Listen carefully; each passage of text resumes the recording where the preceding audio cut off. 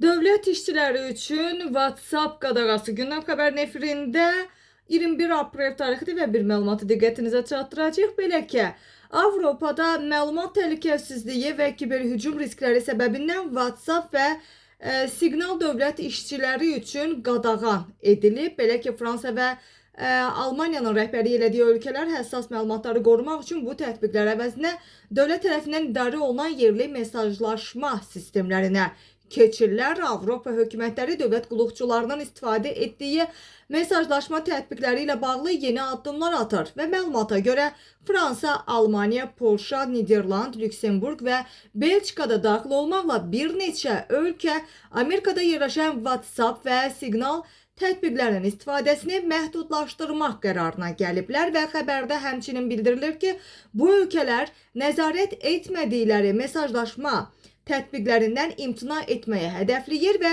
yerli alternativlər hazırlamaq üçün addımlar atıblar. Həmçinin qeyd olunur ki, məlumatda plan dövlət qulluqçuları arasında ünsiyyət üçün dövlət tərəfindən idarə olunan qapalı dövrəli sistemlərdən istifadə etməkdir.